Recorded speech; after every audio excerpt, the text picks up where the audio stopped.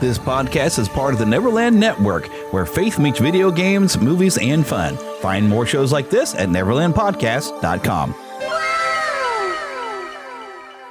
I'm just a little bit late for the 250th celebration 4th of July Independence Day weekend to have this episode out, celebrating something American. But if my neighbors are to be judged by the fact that some of them are still setting off fireworks while I'm trying to sleep, I guess I'm okay. From days long ago, from uncharted regions of the universe, comes a legend. The dream that came through a million years, that lived on through all the tears. It came here, the Fandom Nexus. Fabulous secret powers were revealed to our host as he plugged in his microphone. I have a podcast! Here he is, your Spider-Pan, Jeremy.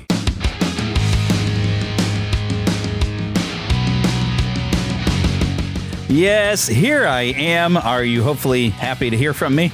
I know it seems like it might have been a while. Unless you're a regular listener to Watching Movies with My Pastor, we did manage to release an episode. We watched Johnny Tremaine actually before the holiday and released it kind of on time, or at least during the weekend. We released that one. And I meant to record this episode sooner, but, was busy with the holiday, dealing with, I still get waves of depression that hit me while I'm still out here Ubering. And I'm hoping that's about to change. I have some things starting to work. I might be able to go back to one of my old jobs where I worked with a company called LifeTouch, which is part of Shutterfly, and I was doing portraits for the students at schools. Things are moving along. I'm going to interview with that next week. I'm kind of hoping I get to come back to that. Or I even put in to be a bank teller at a Community America, and I don't think I'd mind doing that. But I think probably the level of depression hit me because it's a complicated thing, but I was going through a Facebook ad that I was like, let me just go and see what this is. And it was trying to teach me bookkeeping and how to use like QuickBooks and everything. And it was going to be like this surefire career thing that you're going to make all this money, which I've sat through things like that before, and I've wasted money and time on those before. And I kind of saw it coming, and when it finally hit that point, the big sell, and the guy wanted, as typical when you go through these things, by the end of the week, they're going to want $5,000, and then you get to the real program, and that's how you'll really make money. And if you fail to make money, it was somehow your fault because you weren't doing the work. Even though you probably were doing the work, it's just they have to have an excuse. But yeah, I felt like I wasted a lot of time on that, and I think that's what triggered me to head a bit more depression over the weekend. And we even, on 4th of July, we didn't even go out and do anything. We made some food here. So, I mean, it's kind of weird how it affects me, but I didn't feel like recording this episode, and I don't know, I feel like the little bit of hope I have gave me the oomph to jump in on this episode. Plus, we have some things to talk about. My goodness, do we have some things to talk about in the news. But of course, before we get to some news, and you know what we're going to talk about? We're going to do some retro video games because we haven't done that yet. And I had to start, of course, with an American company, Atari. So we're going to talk Atari and some of the arcade games that were ported over and stuff like that today. Kind of in general, I didn't know if I could focus on one particular game because it's not like there's a lot of depth to old games like this. They were fun, certainly, but it's not like they had an immense amount of depth to them. But, what have I been watching? Well, what I want to bring up to you is I had never, back in the day when it was airing, watched Goof Troop. I think maybe I watched one episode. I think it was on at the same time I was watching on a different channel, so I was watching something else. And so I really wasn't watching Goof Troop. I do love a Goofy movie, which is basically the movie version of Goof Troop. Although Max is a little older, he's a teenager or whatever. But I never actually sat and watched Goof Troop, so I was like, okay, I got my Disney Plus reactivated, which I need to kind of double up on some things. As I have a T-Mobile account, and they're paying for me to have like Hulu and stuff. And I thought, well, how much would it be to get Disney Plus, because it's got a bundle with Hulu? How much would it take for me to get Disney Plus back on there and maybe even remove the ads? And the difference is only $8. And of course, I'm getting stuff from Disney saying, oh, well, hey, it looks like you have two accounts. And I need to probably talk to them and say, use both of those. So T-Mobile's giving you this much money for me to have the Hulu part of your account. So I mean, take that, add it to my account, and let me pay the difference. And it's not that much. And then maybe I'll keep my Disney Plus going for a while. I think I just kind of needed I was looking for some like pro America stuff, and I thought Disney would probably have a few things. So I did kind of look. So I've reactivated my Disney Plus, so maybe I can get around to watching like a new X-Men 97's got a new season, and there's a bunch of other shows I've missed out on over the past nearly a year, at least 8 months since I was laid off or let go in the merger. So I got some catching up I'm going to try to do. Even back when I still had it, I was trying to watch Daredevil Reborn, but the tone of that one was too depressing and I could not watch it. So that's how I ended up rewatching Chuck on the couch back in November. That's because it's a bit more upbeat and not as depressing. So that's kind of what happened. But I've got Disney Plus back. My wife has been pretty happy about it because she loves to just binge on Gravity Falls and just rewatch that when she's kind of mindlessly doing other things. Sip of my coffee. But I figured, you know what? I need to watch some Goof Troop. I need something fun and silly. And it is extremely it's goofy.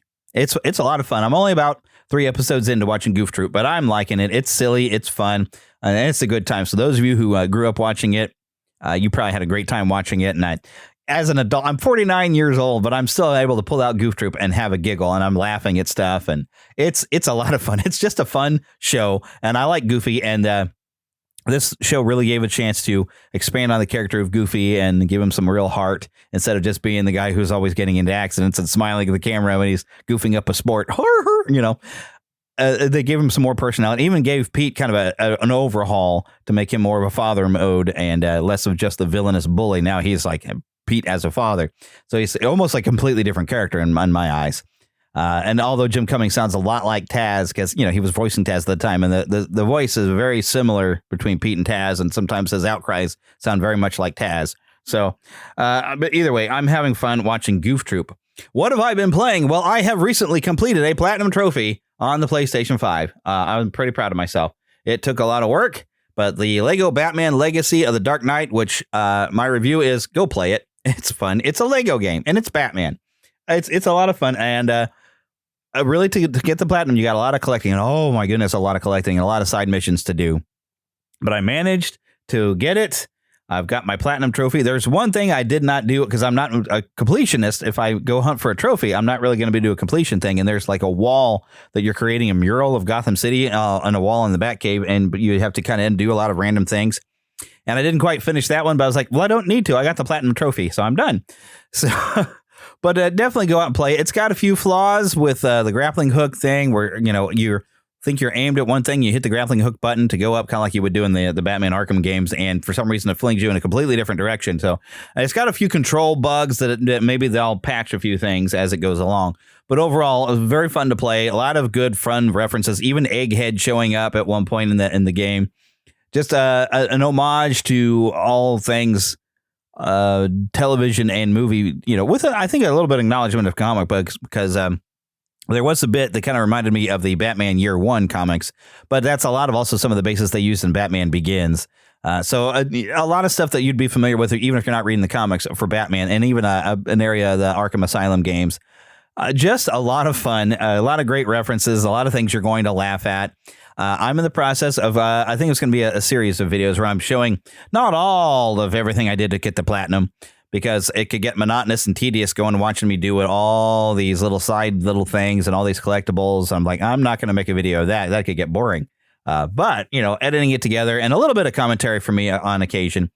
I'm slowly releasing, and I'm about to release probably by the end of today. By the time you're hearing this, I probably will have a video up at the Fandom Gamer of my first video, about 2 hours worth of gameplay, getting up through into the first chapter really of an actual story, because you get to do a Batman Begins kind of storyline a little bit before you get to the first chapter where it pulls stuff from the Batman with the Penguin and stuff like that. So those videos are coming if you want to watch me do some gameplay and just have some little fun and have a laugh.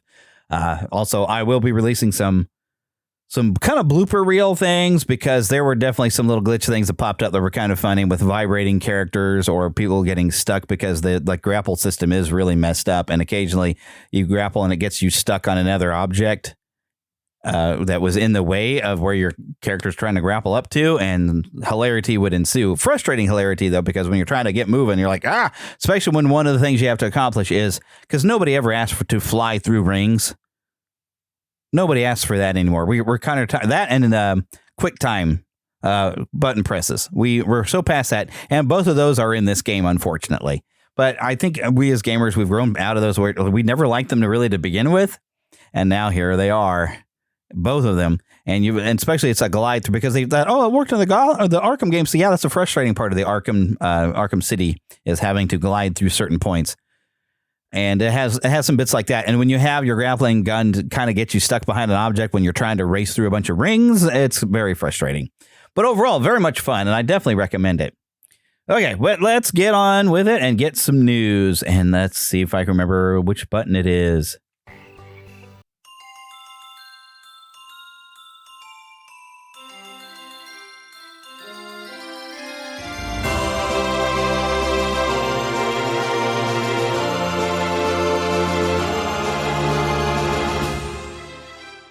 Spanning the Disney and Geek universe to bring you the best in comics, toys, movies, and entertainment. This is news from around Neverland. Well, this, when you get a mobile game, you have to expect that it's not going to last forever. That's kind of the way mobile games work for the most part, right? Well, Final Fantasy VII Ever Crisis is coming to an end on October 6th of 2026 at 11 p.m. Pacific or PDT. I guess that's daylight time. This came directly from Square Enix. They have a little kind of a blog post here, and I'll just read this to you. This is from the management team. It says, "We regret to inform you that we'll be ending service." Well, as I just said, we understand that this news may be disappointing, and we sincerely apologize for the abrupt nature of this announcement. Since the launch of the App Store and Google Play versions on September 7th, 2023, and the Steam version on December 6th, 2023, we have worked to provide the best possible experience for our players. After careful consideration, however, we have determined that it will be difficult to continue doing so and have made that decision to end service. Below, you will find the details regarding the end of service. And there's a bit different things. The red crystal sales are going to end. Of course, the red crystals in your possession can be used until the end of service. That was notified on July the 7th. In-game currency there will be some refunds for Taiwan residents on certain things. And officially comes to an end, like I said, October the 6th. There's not a whole lot of extra stuff on there. I'm sure they'll keep this updated for any new information. But if you haven't played this, you've probably played a mobile game where you sort of assemble a team, and then you level up the characters and level up their weapons, change maybe their outfits, the different abilities, and then send them up to various bosses or little kind of boss runs or little scenes. And Ever Crisis was basically that. You could do some online competitive things. You could play through the story of Final Fantasy VII. They were releasing it in episodes. They also had a story called The First Soldier, which was a young Sephiroth, where you find out how Sephiroth becomes a hero before he goes crazy in Nibelheim. For those of you who are familiar with the story of this, some of you, this means nothing. You never played these things. But the question becomes now, this story, which I haven't played through all of it, this origin story for Sephiroth, it kind of seems to be playing into the remake trilogy, which we did get, of course, Revelation coming next year. It's been a while since I watched that trailer. I should watch the trailer again. Why not? The announcement. But some of the story in there seems to play into that. And so I wonder if they're going to find a way to have this story still able to be told on a console somewhere. Like maybe we'll get even Dirge of Cerberus at some point, which is the kind of the origin story of Vincent Valentine. So I maybe we'll get some sort of release on the console to kind of help tell these stories and connect these stories together, because I haven't really had that much fun with the mobile game Ever Crisis. There's a new mobile game connected with Final Fantasy that I've got downloaded, but I haven't really played with. The only thing is I really play with like in the mornings just to get my brain going. I'll play a quick round of solitaire and I'll do a Wordle, that kind of thing, just to kind of get my brain active and firing off. But sitting there, there's like, okay, tap this, tap this, tap this. I have a hard time keeping my focus on that. So I have not finished playing through all of this. And so, I would kind of like to know the entire story. And like I said, it does connect. So, you do kind of wonder about these things of how that's going to end up working out.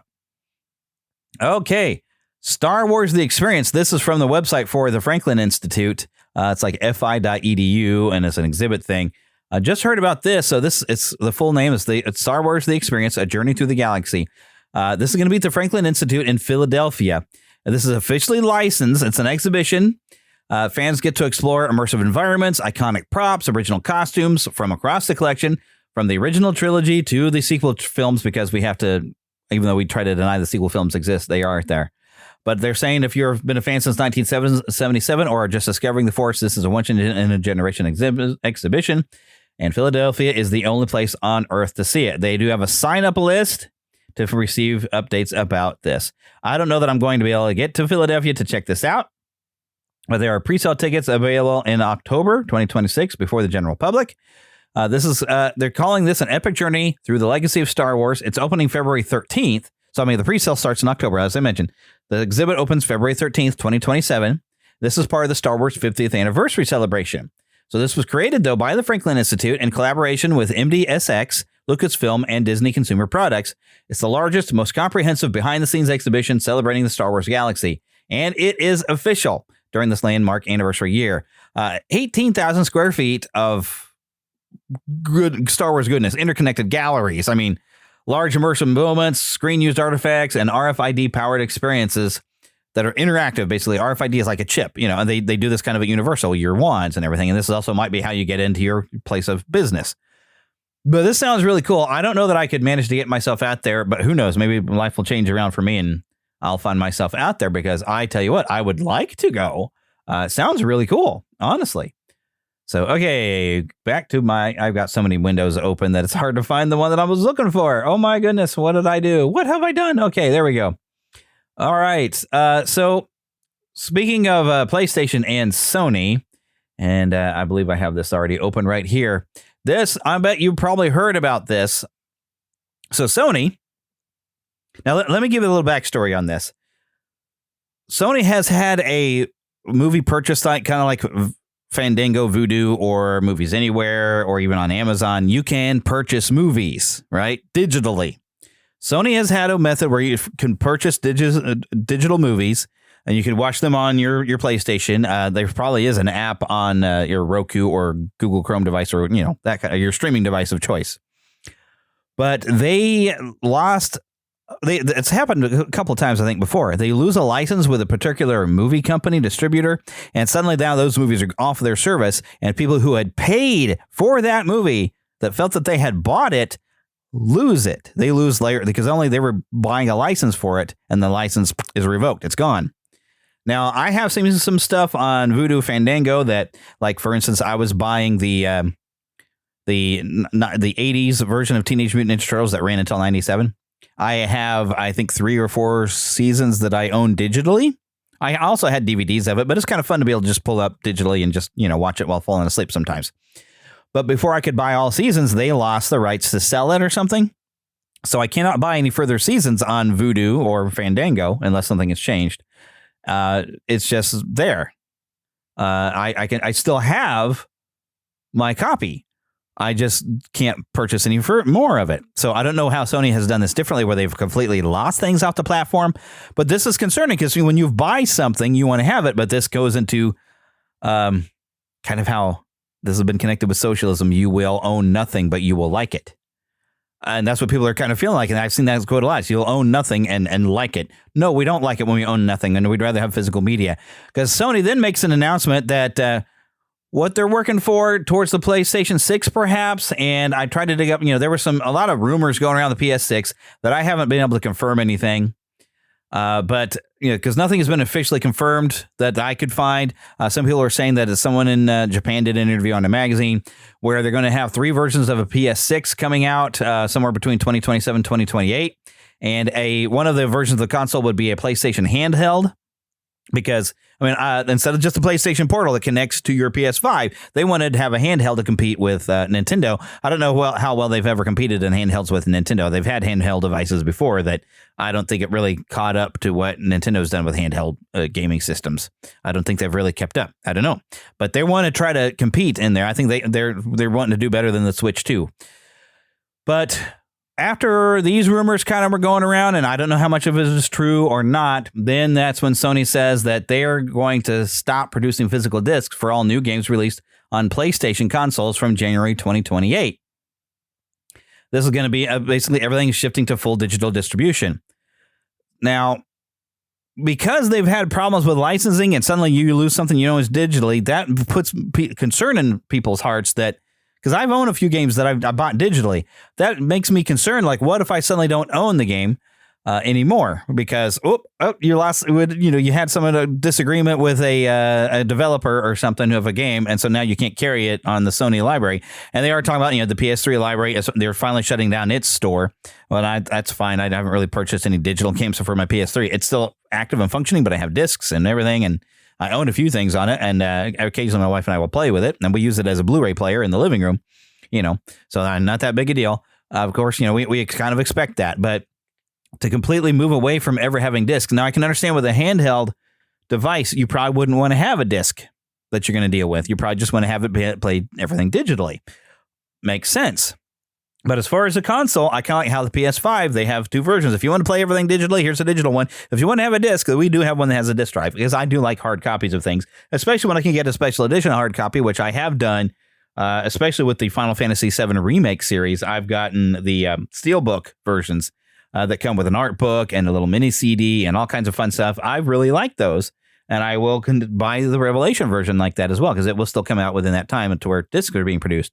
But the question I would have is this going to be anything through like Sony's own PlayStation Studios, something's connected with them, that they're just going to produce the game digitally and not release a disc? Or will other manufacturers that are making games for the system be able to still make a disc, and you can buy that disc still? This could also put stores like GameStop, that sell physical copies, out of business almost. This is really going to hurt. I mean, GameStop has been moving to doing more retro kind of thing. They're getting some of the older system things in there so they can, do business that way. But this is still going to hurt their business if they can't sell physical copies of games at this point. So, I mean, this could have a disastrous repercussions. And Sony has been talking about a chip shortage again, which we had kind of during COVID. But with all these data centers opening up to help continue AI, which I got a story on AI that was also depressing to me last week. That probably did something to my mental state. But I'm working on it. I'll share that here in a little bit. But they're talking about with all these data centers that all the chips are becoming more expensive because they're becoming rare again. So the cost of the PlayStation 6 is thinking to be kind of expensive because of the scarcity. So that could end up being a problem as well. And I don't know that that's going to affect their creation of discs or like physical copies of games. I don't know if that's going to have a result on that or not. But this is what they've been talking about. So... But a quote here says, stripping discs improves margins, but will likely require greater storage capacity, which is also increasingly expensive. And this is from Juice Van Drunen, who's a games professor at NYU Stern School of Business. All this I'm reading from Reuters, by the way, or Reuters. I guess that's pronounced Reuters. But yeah, the 15 to 20-year-old consoles can no longer support the secure payment system used by modern PlayStation Network, and that's when they're talking about the PS3, PS Vita devices, and they're ending. Tomorrow in 2027, it should be completely shut down, the PlayStation Store. Now, can you still play on those systems? Sure you can. You still have it, so it should still be functional. But, I mean, they talked about they weren't going to have any new updates on those for a while. I think occasionally on the PS3, I do get like a security update or something. Still happens. But, yeah, so the world is changing. But just in case you thought Sony was the only one having some issues, well... Microsoft, according to IGN, announced 3,200 staff set to lose their jobs at Xbox across the current financial year, with 1,600 of those layoffs happening on July the 6th. This is part of a restructure. 4 studios are leaving Xbox to new management, and 1 is now in consultation over its future. This was even sent out by an email to staff. This was looked at by IGN, but this is from Xbox boss Asha, I think, Sharma, and she called it the most significant restructure in Xbox history, insisting Microsoft's gaming business is not healthy. Overall, Microsoft's gaming business is losing about 1/5 of its staff. And some developers, like the developers of South of Midnight, Compulsion Games, also Psychonauts, developer Double Fine Productions, are going to return to management and transition to independent studios with their IP catalog and with runway for their next games. So this is what I find to be interesting. You have all these companies that kind of partnered in, like Bethesda. And there's layoffs across other partners of Xbox, and including Activision, Bethesda, ZeniMax, Blizzard, King, Mojang, and Xbox Game Studios. Microsoft insisted none of its first-party publicly announced games or projects are being canceled as part of these reductions. That means the likes of Fable, Gears of War, E-Day, Clockwork Revolution, Call of Duty, Modern Warfare 4, Minecraft Dungeons 2, and The Elder Scrolls 6 are still safe. But the overall, so the increase of sales that I'm sure Bethesda is getting some of these studios because they're starting to release things for the PlayStation. So they're not going to have so much an exclusive. That's probably helping at least these other companies that are kind of connected in with Microsoft. But with all these other companies being kind of released out in the open, there's probably a lot of games that are on the Xbox that have not been released to Sony that maybe now that these developers can release them on Sony, so they're probably going to be fine. So all of you who happen to own an Xbox, I'm sure this is going to affect you. I think I'm going to be okay with my Sony PlayStation, although come time for PS6, I'm going to probably have some issues with not being able to buy physical copies of my games. But that's still very much sort of up in the air. We don't have, we know the Sony's going to stop things with digital. I mean, they've got some backlash, though, so they might change their mind. I mean, we got time before this comes out. They have plans, but I know there's still time. There's still time. Let's just see how this plays out. That's kind of where I'm trying to look at this. There's still time for things to kind of change. We don't really know, but yeah, it's change is coming. That's the definite thing. Change is definitely a coming. Well, let's take a moment to talk about Dubby. Dubby.gg, discount code Neverland. You can find a link right there at neverlandpodcast.com. What is neverlandpodcast.com? That is the home to the Neverland network of podcasts, which includes this one, the Mighty Marvel Tooncast, which I know I keep promising I'm going to bring it back, and I haven't yet. I will. It's coming. But you'll also find Watching Movies with my pastor. You'll also find the Moment of Truth Bible Baptist Church podcast, which is sermons from my pastor. You can find all this there on the website. Plus, a big logo for Debbie. Debbie, if you need energy to play your video games and stuff, but you don't want to get the jitters from all that caffeine and you want some more natural ways and healthy ways, they have drink mixes. You just mix it with water. You can get all the bottles and all kinds of different flavors. Make yourself a nice order there on Debbie and just enjoy it all. And of course, I get a little kickback. I do want to point out that we do have a shop where there are t-shirts and all kinds of different available items. And if you see a design on there that it's not on an item that you want, like maybe you want a mug of a design you see there and I don't have it, send me an email. Let me know. I will try to get that product ready for you and make it available. But yeah, lots of items available for sale on our shop. You can find that in the upper menu there as well. That does help us out. Let's take a quick break right here, and we'll come back and go to the trailer park. He-Man and the Masters of the Universe will be back right after these messages.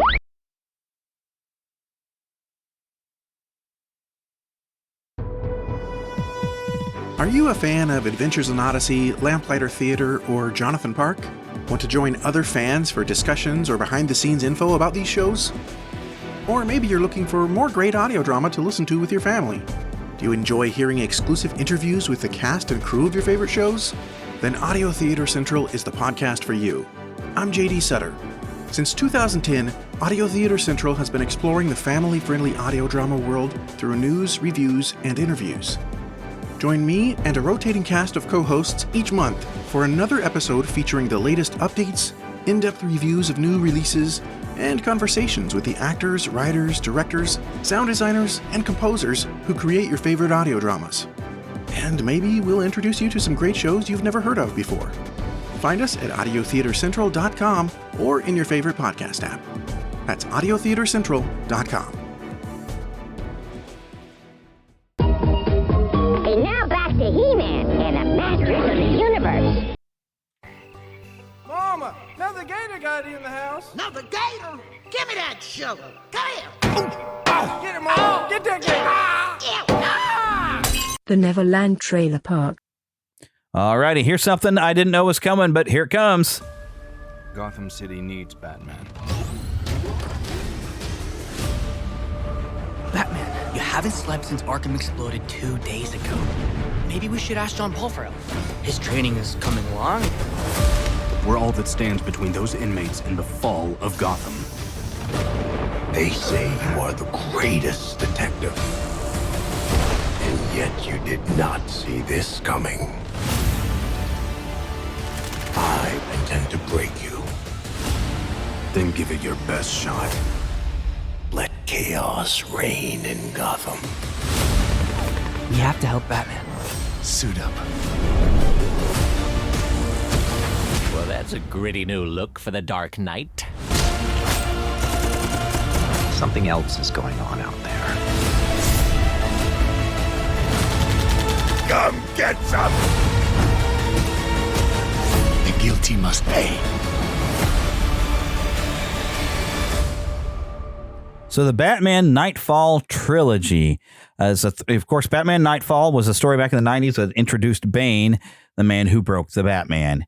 And we got a 3-part movie event bringing to life this entire story, breaking it into 3 parts. Now, I think this would be kind of cool in theaters, but I have a feeling this is, it's listed as on Twitter from Warner Brothers Home Entertainment. So I have a feeling this will be a straight to streaming and DVD, Blu-ray, unless they go completely digital on this thing.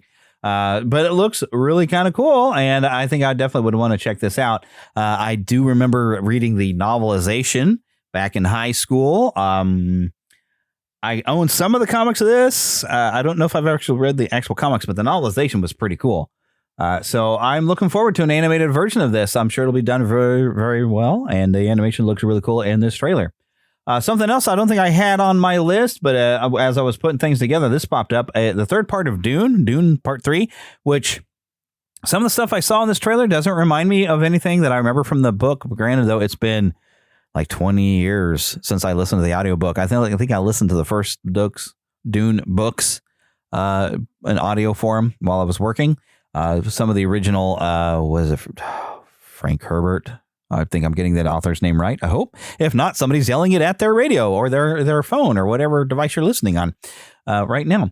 So I don't recall some of the stuff that looks like it's happening, but I didn't see part 2, and I wanted to rewatch part 1. But I don't have an HBO Max account currently, so I haven't had a way to sit and watch it. But let's listen to the audio for the trailer for Dune Part 3.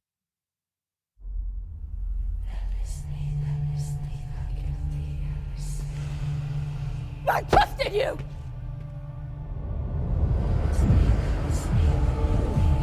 You promised me that you would never take power in your name. You convinced me that this was your home. That I was your home.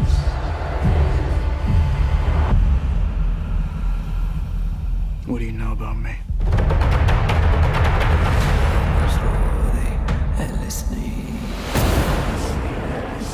You have conquered the galaxy. You've destroyed thousands of worlds. What are your thoughts on that?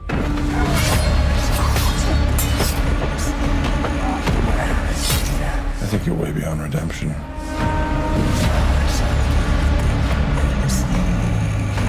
Why are you here? To deliver a peace proposal. Peace is a good thing. Why should I refuse?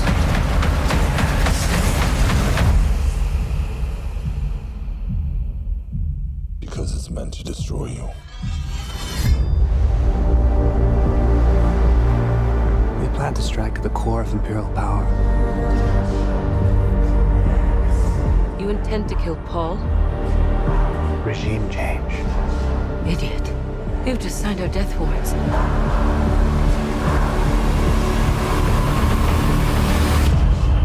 I found someone.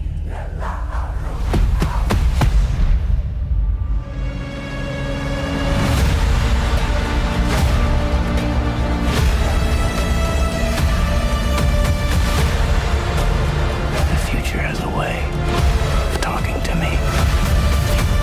I can't see what's ahead. How does it feel to be human like everyone else, Paul Atreides?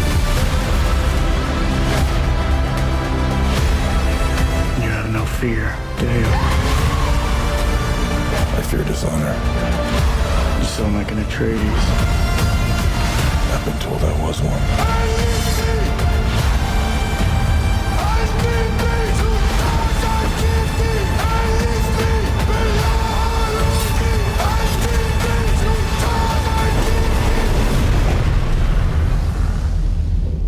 Forgive me for all I've done.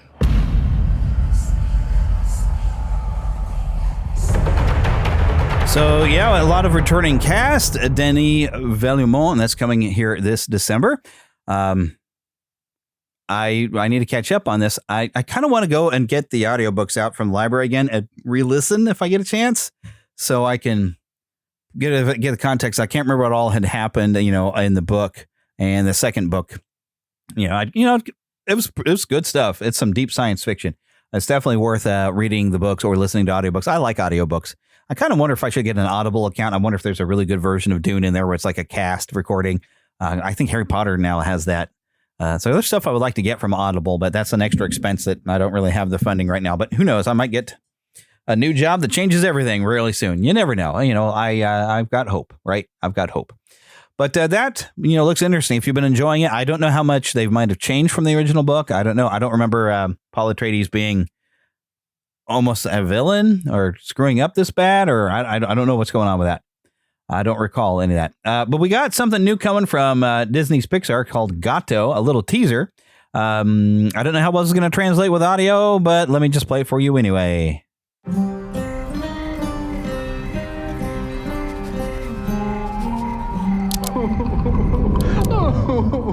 Please, Rocco, it wasn't me. Start yapping. Where is the tuna? You have the wrong cat. Tell the truth. The things are gonna get pretty ugly. I was saving that tuna. Nero, focus. Sorry. Oh, I want it. Oh. I would also like to do that. No. Ow, sorry. Oh, I hate it. Grab it. Me, it's fine. Disney and Pixar's Gato.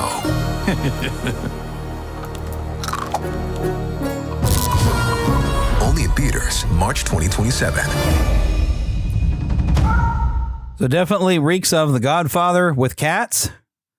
So basically what you're not seeing in there that, kind of sells it, that you can kind of hear is, all right, so these two cats, and one's like he's the Godfather guy, I guess. Look like Jabba the Hutt, big white cat.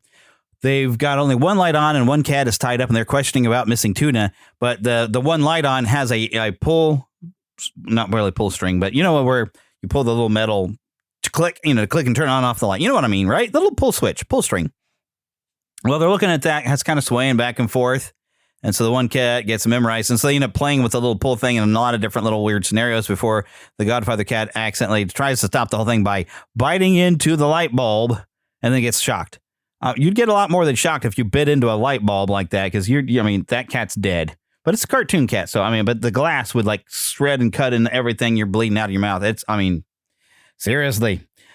So, but yeah, that's hopefully something original from Pixar because when I was looking at that one before, I did see that Disney has something called Hexed, which is the most unoriginal thing I've seen in my life. It is we're going to have an empowering women, and we're going to have, of course, the nerdy kind of loser that nobody expects anything and everything, and all of a sudden she realizes that she has powers, like we haven't seen that before, like in Teen Witch, Sabrina the Teenage Witch, and Harry Potter, because it definitely turns Harry Potter, especially even going to a magical world of witches and wizards, and yeah, because it turns out the main character is a witch.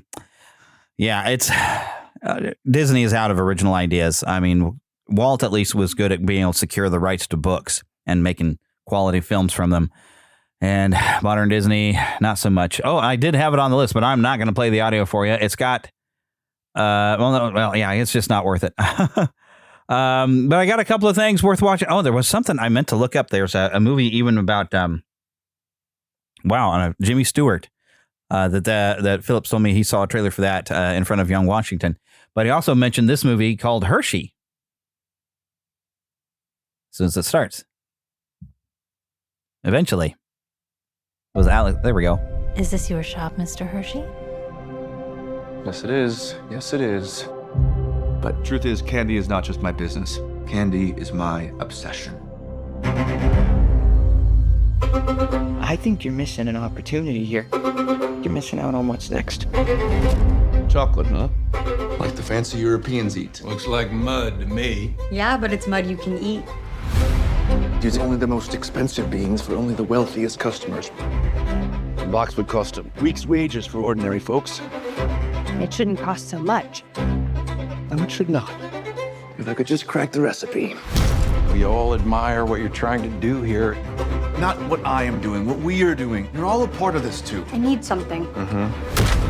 Getting a business off the ground takes more than a good product. Milton, you keep chasing perfection when maybe you should be chasing magic. This batch is almost perfect. We can't fund this chocolate fantasy forever. I will run you out of business. If you like to work, there's no sweeter way to make a living. You're my boy, Milton. You're a Hershey. You don't let anyone get in your way. We could get out of this jam if you would just consider lowering your wages. You don't understand. This will be a factory town. In the middle of nowhere. It's not nowhere. It's home. I grew up with these folks. They know how to work. Small piece is all it takes. We've been given a gift. Promise me we will never forget that. That we will squeeze as much goodness as we possibly can in this life. You didn't just dream it. You're really doing it.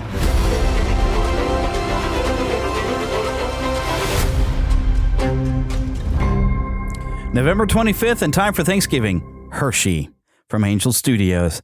A lot of big name celebrities on there. Alexandra Daddario. I hope I'm saying her name right. I recognized. My name just went out the window for him. But the guy who played the Dr. Octopus. That actor who was in Raiders of the Lost Ark. At the beginning of the movie. Yeah, that guy. Saw him in this trailer. This is going to be really cool. So this is coming up very, very soon in November, and I'm interested. And Philip did tell me that the Jimmy Stewart movie is, pardon me, I've got the hiccups, that is coming at a very, very much the same time. Okay, I got one last trailer that I did pull up, and here we go. I'm excited for this one. Daniel and the Fiery Furnace. And I know the title sounds weird, right? When the world commands you to kneel, what do you stand for? Daniel, what is it? Last night, Another dream? one that made me unsure of God's plan. Babylon is at the gate! I, King Nebuchadnezzar, have been called to conquer these people here of Judah and deliver them to the promised land of Babylon. You are my people now.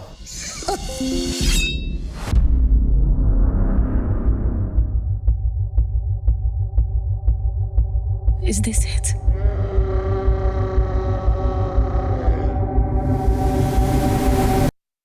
This is only the beginning. Teach them how to pray, and do not be afraid. Jeremiah, the word of God will watch over our people. Where is this invisible God of yours? For God's ways are not all known to man.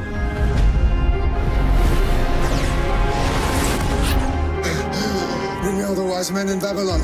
If the Magi cannot remind me of my dream, they will burn in the furnace. No one on earth can explain to the king the mystery of his dream. But there is a God in heaven who reveals mysteries. I want to build a Neo-Babylonian empire. If anyone should resist, they should be put to death. Shadrach, Meshach, Abednego. We need to pray like our lives depend on it. As men made in your image, we look to you. We look to you, Lord. My people bow down. Why not you? We do not worship false idols. This is the day that will be written in stone. I will stand for my faith and my God. Will you? This September, exclusively to theaters. September the 18th, Daniel and the Fiery Furnace. It's an epic live-action biblical drama that brings the origin of the prophet Daniel to life against the backdrop of exile in Babylon.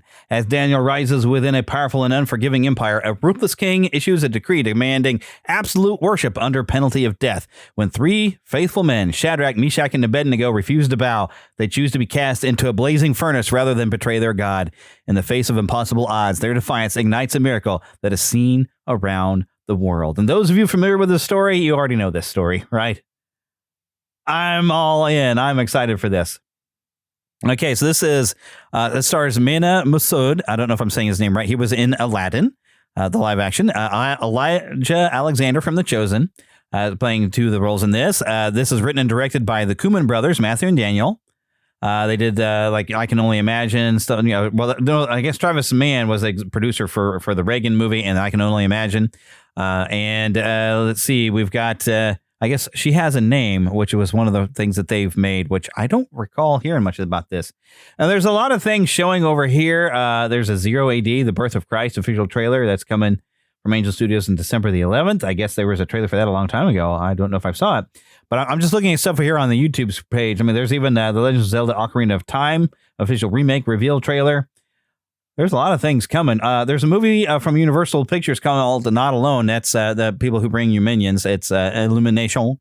I watched that trailer earlier, but it's got a lot of licensed music, so I can't play it for you. But it looked interesting, but it looked like the story was one thing. Then at the end, it turned into, oh, look, we've got alien minions, that kind of thing. I mean, they're not literally minions, but yeah, they kind of are. And so if you're into that sort of thing, I think you're going to enjoy that movie. But lots of stuff coming in the rest of the year. But now, let's get on to our main content for the day. Okay, so let's celebrate America's gaming legacy with the Atari and kind of the arcade revolution that was going on at the time. So from this Independence Day, the start of this 250th anniversary, instead of talking about patriotic superheroes or blockbuster movies, I figured it'd be fun to celebrate one of America's greatest contributions to pop culture, and that is the video game industry, at least our role in it. I mean, a lot of games are still made in other places, but long before we had a PlayStation or an Xbox or a Nintendo Switch or even the Nintendo Entertainment System, there was an American company that brought arcade gaming into millions of homes, and that was the Atari. Now, a lot of people played on a ColecoVision, or there were computers at the time that you could, Amiga and stuff like that. You could play some games, but the Atari made an impact. So the Atari company was founded in 1972 by Nolan Bushnell and Ted Dabney, and they released the home version of Pong in 1975, 2 years before I was born. The Atari 2600, which originally was going to be called the VCS, launched in 1977, right in time for me to be born. And they were establishing the idea that an arcade experience could be had at home. Now, it did not replicate the arcade exactly, but for early Gen Xers and probably even a few of you millennials that might be listening that were born like in 1980 or whatever, I'm sure you probably played with one of these things. A lot of things like Atari, they had a lot of original games like Combat, Surround. I mean, and generally you get a minimum of different sounds that the Atari had. It wasn't big on sounds. And heck, you could play the thing in black and white. If you had a black and white TV, you could flip a little switch there. But generally, you'd only get like two colors on a screen sometimes. And then some other games, you'd have like maybe a range of different shades of one color that would pop up, and everything was kind of blocky. It wasn't the greatest graphics. It wasn't the most expansive amount of colors, but the games were just fun. Now, most of the games, I mean, I've got a legacy sort of console thing that you can it's a plug and play type of thing. But most of the games I have on there, you need two people to play with. You can't play a lot of it by yourself. But there were a few solo games in there, like Adventure, which was a revolutionary. It was like a first of its kind, single person, almost an RPG adventure type of thing. There's games that even, people hate on the ET game, but if you put it the right settings, it was fun to play. I had fun playing ET. That was a solo one, but I had a lot of fun playing a Superman game on the Atari. Loved that thing. And basically you would score by how fast you could complete it, because you're Superman, you're going to finish your mission and complete the game and capture Lex Luthor and save the bridge and all that other stuff. But it's just how fast could you do it? And so it had a little timer so you could see your final score, how long it took you at the end when you played that one. But I didn't worry about how fast I do it. I was just having fun being Superman. I mean, there were so many different great games. There was a Raiders of the Lost Ark game that most people couldn't figure out. So many different things. We all had Atari. I never got the 7800. We had the 2600 and played that all the way up probably until we got a Nintendo in this house. Well, not the house I'm in now, but I mean in the house I was growing up in, and playing stuff like Q*bert and the Empire Strikes Back game, and they even adapted the Star Wars arcade game. But I want to go through a few things that were arcade games that were brought over to the Atari. In 1980, we got Space Invaders, and in arcades. I mean, this was a revolutionary game. It was a hit, And this was actually the first officially licensed arcade game that came up to a home console. Console sales exploded after it was released. And many people just bought an Atari for this game to get Space Invaders. Because I remember it came with the Atari. I remember when my mom bought the Atari. And that's the first thing we had was Space Invaders. Now, I played it pretty much the same as the arcade. I mean, it was a little different. But goodness, I played so much Space Invaders. And then, of course, Asteroids. This was one of the biggest arcade hits that Atari made. And then on the home version became one of the best-selling games. And it actually used some pretty clever programming tricks despite the hardware limitations. And you even had different setups where when you pulled back on your stick, you could have different effects, like you could teleport your ship or you could have a shield. I usually like to sit just middle of the screen and have the shield. If anything came too close, I could just activate my shield and let the asteroid pass by. But you could only have the shield up for so long, so hopefully you were good.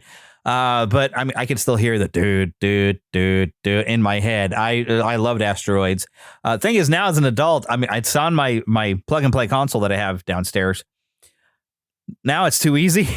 And when I was playing, I was like, okay, I'd like to maybe do something else here. I've been playing this for how long now? And I just kept going because you can keep going and keep going and keep going. And I don't make mistakes like I did when I was a kid. And especially sitting in the middle and not thrusting around, because thrusting around, you get yourself into a bad place, But if you sat there in the middle of the screen and rotated around, you could usually blast most of the asteroids before they got to you. And if they did get to you, like I said, I'd pull back and activate that shield. So yeah, it was a lot of fun.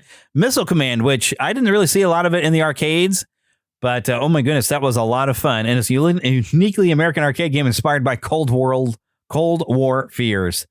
So this kind of reflected the anxieties of an era, although when I was a kid with the incoming missiles, it felt like an alien invasion because the cities looked weird and the cover art was kind of weird. And, but you're defending off of these incoming missiles. But of course, when you lose all your cities, you'd have the sound of like a big nuclear blast or something. But Missile Command, and famously in an episode of Chuck, is like there's a rhythm to Missile Command that goes to Rush. Today's Tom Sawyer, I believe, is the song or something. Somehow we're supposed to have a rhythm, and that's how you get to a kill screen on it, which is legendary whether or not it actually exists.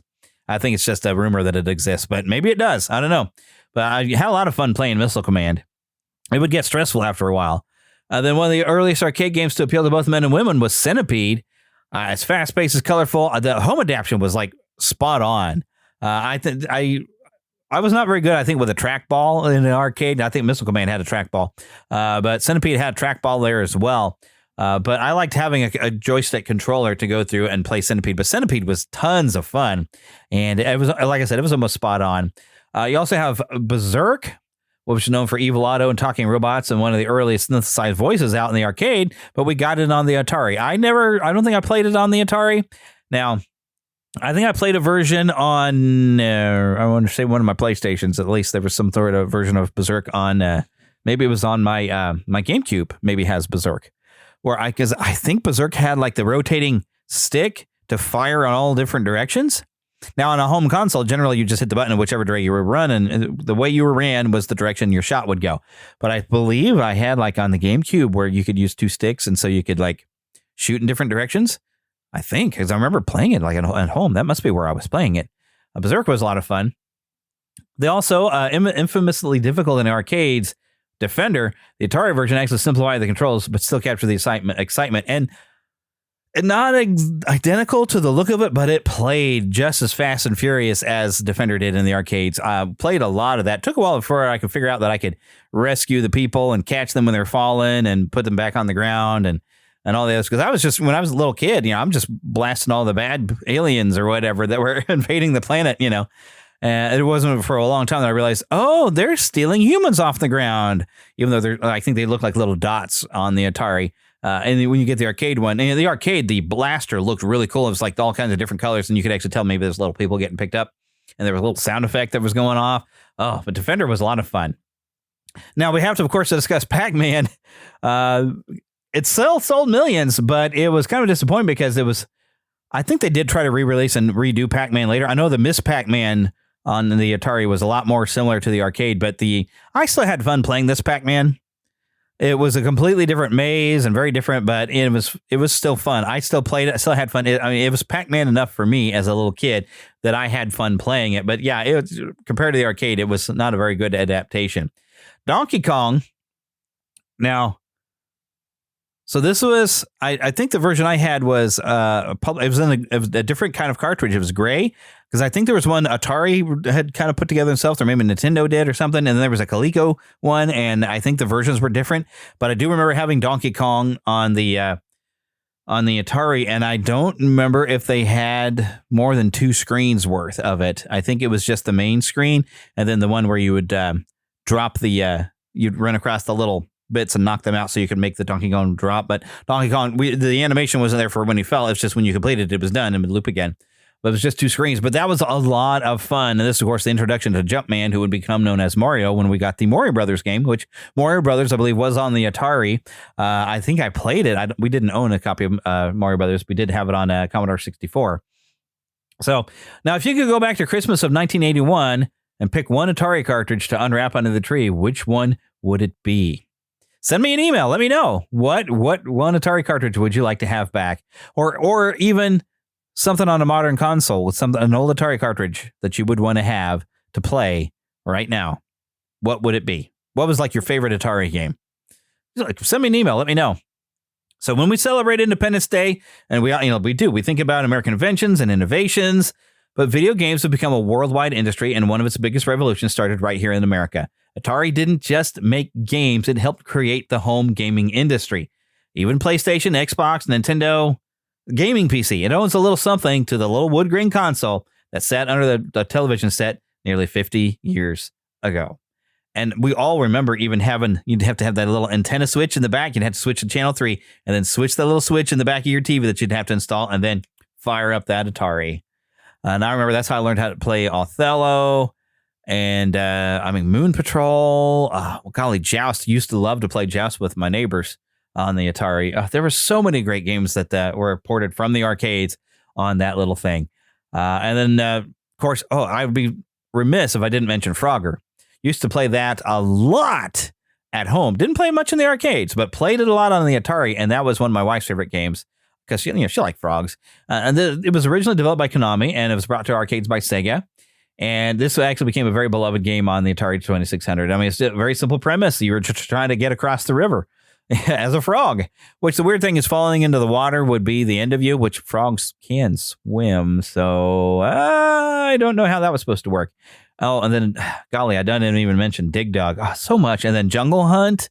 Remember, we got Jungle Hunt, Pitfall, all the great Activision games. I mean, there was just so much I could get into on games that we used to play on the Atari 2600. If there's a game that I failed to mention that you want to say something, send me an email, podcast@neverlandpodcast.com, or hey, visit our group on Facebook. And of course, we have both AM. Let me go ahead and pull up the list of things. I'm going to start going through the ending here, where we have, of course, we're on Twitter, x.com, Neverland PCast. On Facebook, we have the Fandom Nexus, which is the fan page, but the group is still under Neverland Podcast, and we have things from the entire network on there. And you can leave a comment there. Tell me some of your favorite Atari games that you were playing and what you would like to have back, if it was like 1981 all over again, or if they could remaster it, which, Atari, I believe, has released some sort of console where you can play the old games on them.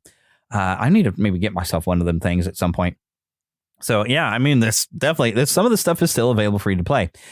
But we do want to remind you about Podgagement. There is a link right there on neverlandpodcast.com. That is Daniel J. Lewis's fantastic company. If you happen to be a podcaster, he's got all the tools you need to succeed. Just click on that. I get a little kickback when you sign up for an account over there.